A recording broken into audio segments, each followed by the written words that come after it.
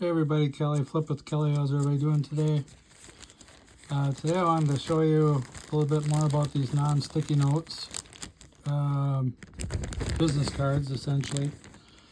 There's like a few different ways you can go about doing this sticky note, post-it note, and then like the way I'm choosing to do it is with these business cards, but I'll give you the different ways. One is you can just do a sticky note, which comes like on a yellow post-it note or whatever color note you want to do it on. And within those two, there's two different types of notes that you can put out, and do your own testing on this to see what works better, if any. But the one type of sticky note, or the wording, it'd be both the same sticky note, just different wording. But you can do a quick question about your house, and then put your name and phone number. And then the other type is more direct, like, you know, you're not building up the curiosity so much. It's more like, do you have any interest in selling your house, or make you a cash offer type of thing. Kind of like these business cards, you know. It's a little more self-explanatory. Hang on, I gotta go grab something quick. I'll be right back.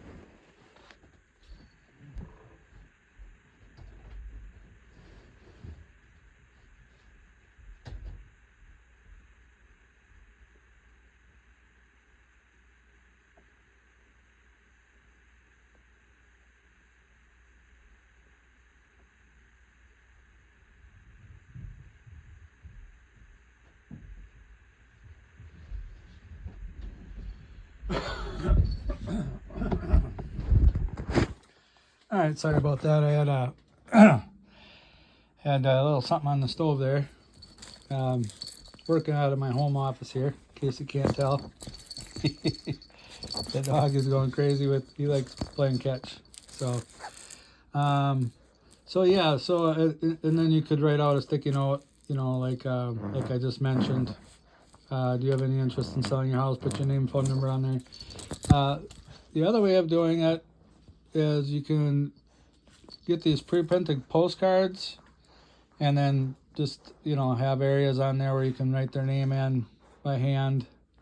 You know, you could print out their names too, but if you write it in by hand, then you can carry them in your vehicle and just do it on the fly. But either way, but you know, place put their name and their address, and then you could also put on the amount of money that you'll offer them. So if I had a postcard, I would do two options, and I would have my picture on there, and or your wife's picture, if you guys, however you guys want to maybe work the business together. But put your picture on there and say something like, hey, do you want to discuss this offer over a cup of coffee? And then the two different offers would be it's called the fast nickel or the slow dime.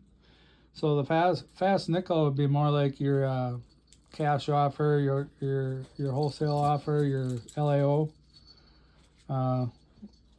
least allowable amount offer.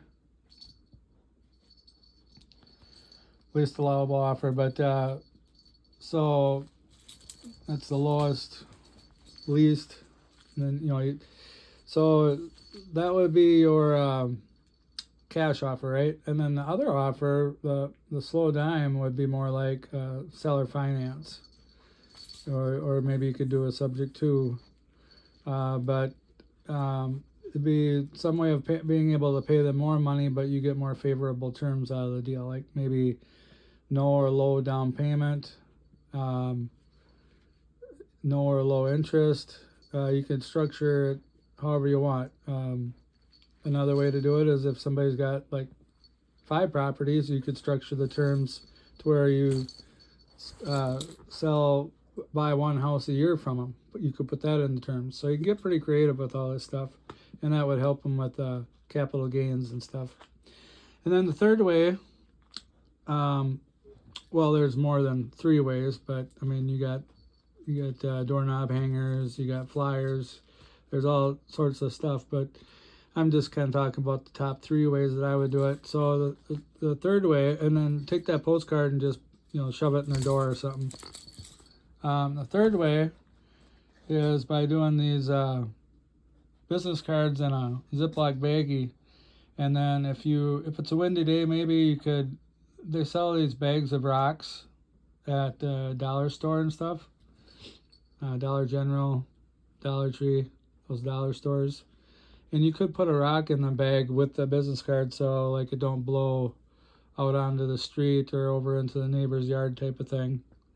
And the rock would also add some weight. So if you wanted to toss it up their driveway, obviously you're going to be able to toss it a little further with rock in there because it's got the weight. So you'd get it up in their driveway a little further. But I would say, especially on a windy day, experiment with it, see what works better, what works best. You could maybe toss it by their mailbox, but I would try to keep it off the road, and I would not put it in the mailbox. I wouldn't put it on the mailbox. I wouldn't even put it on the pole of the mailbox because, as far as my knowledge, and I'm not an attorney, but that could be a federal offense. So I by the mailbox, yeah, that I'd do, but anywhere on or near the mailbox, in the mailbox, on the pole, no. I would stay away from anything that has to do with the mailbox. So, and then you can plan your walking route. For me, I probably got to plan on doing it Monday through Friday. I don't really feel like going out much on the weekends. I would think most people are typically gone during the day working, so that's when I would try to hit it. And then, a lot of parents are getting their kids off to school type of thing. So experiment with it, but general rule of thumb, you're pretty safe. I would say it'd be similar to cold calling hours. So to me, that would be from 9 a.m. to 8 p.m. Some people say 8 to 8, but I think some places they have actual cold calling. I don't know if you call them laws or strong suggestions, but I think they recommend not starting until 9. But sometimes you try things and apologize later. But the other part of it is just testing it, see what works best as far as cold calling goes. Do you have better luck connecting with people maybe at 8 in the morning instead of 9? I don't know. Logic would dictate to me that you'd get a hold of people better at 9, especially if they got kids, they're getting them off to school, that type of thing. Why bother them if they ain't got to pick up and talk to you? They're probably busy. Most people, not all people, but so yeah, I don't know if that helped you out at all. As far as the driving or walking for dollars, if you drive to a certain area of town, like a pocket of it, park your car, and then map your route so that you can walk up and down those streets probably most efficiently if you do like a grid-like pattern, doing all the north to south streets and then coming back on the east and west and then ending back at your vehicle, and just drive to another area and do it all over again. But yeah, so there's some really good ideas for you. Oh, also, if you do want to call back any of the addresses that don't call you, that's another good way to do it.